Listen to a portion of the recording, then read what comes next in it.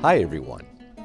In the history of the Orthodox Church, there have been many people who have been celebrated for their contribution to the hymnography of the Orthodox Church, whether in terms of the liturgical poetry or because of the music itself. One only needs to think of St. Cassiani, who we know, of course, from Holy Week and some other places as well, or perhaps St. Romanos the Melodist.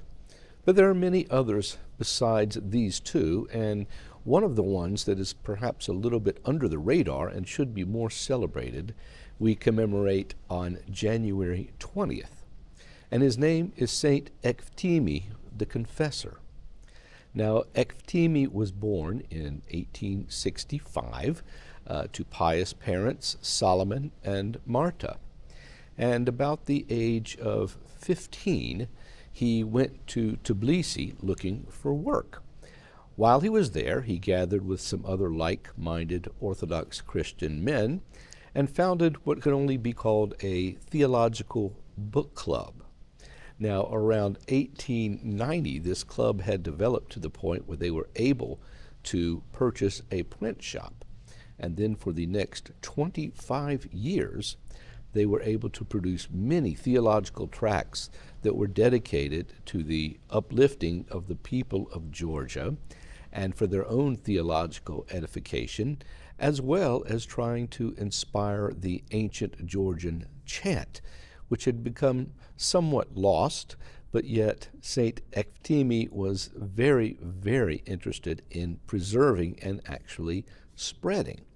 Well, this he was to do over the next course of his life, because being a musician and looking at the ancient manuscripts of the Georgian chant, he was able to transcribe many of them into modern Western notation. And in fact, later in his life, after a period of hostilities, he turned over a number of chant manuscripts that he had transcribed, as well as the original chants themselves, to the State Library of Georgia around the year 1935. He had these buried in metal containers for a while so that the communists would not find them. And as it turned out, there were well over 5,200 manuscripts that we are beneficiaries of even today. Now, his life was not terribly easy during that initial time period when he was in Tbilisi, but around the age of 47, he decided that he was going to embrace monasticism, which is something he had always prepared himself for.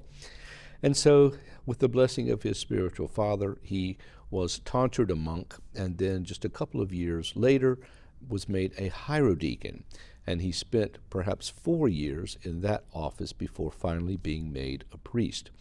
Well, of course, the years 1913 to 1921 became very rough in Georgia as the communists slowly moved in and began trying to eradicate anything religious and specifically Orthodox, including the tearing down, the destruction of the Cathedral of St. David.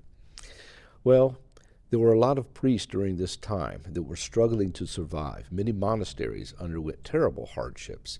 And in fact, one priest that was trying to sneak food to these particular monks in a particular monastery was shot dead by the communists for simply breaking a curfew.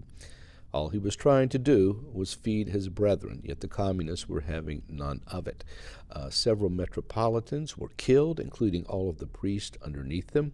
Somehow, St. Ekvtime flourished. He did the best he could during all of this time and was someone who was still dedicated in the propagation of Georgian chant and, of course, the rich tradition of Orthodox theology. After a while, the bad period with the communists in the early 20s subsided a little bit. He was allowed perhaps a little more freedom, but even towards the end of his life, as some nuns were taking care of him. In the year 1944, they had not seen him for a while, and one of the nuns who found him, this remarkable man and abbot of a monastery himself by that time, was very disoriented and lay dying. And in fact, not long after that, he gave up his soul in peace to to the God whom he so diligently served his entire life, leaving behind a rich legacy. In fact, many in Georgia believe that it was through the efforts of St. Ekvtime that the heritage of Georgian chant survived to this day, and in fact now is flourishing once again.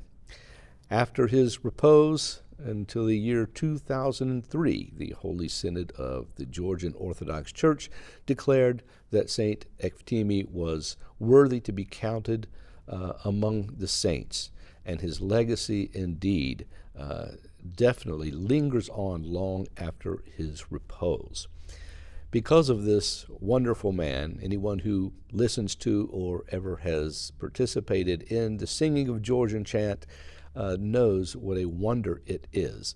And they can offer thanks to God for the man who tried his best to preserve it his entire life through great difficulties, through threats against his life, which is one of the reasons he's now called the Confessor, but most of all because of his dedication to our Lord Jesus Christ, with whom no doubt he is continuing to supplicate, even unto this day, for all those who honor his memory and who are themselves dedicated to Christ.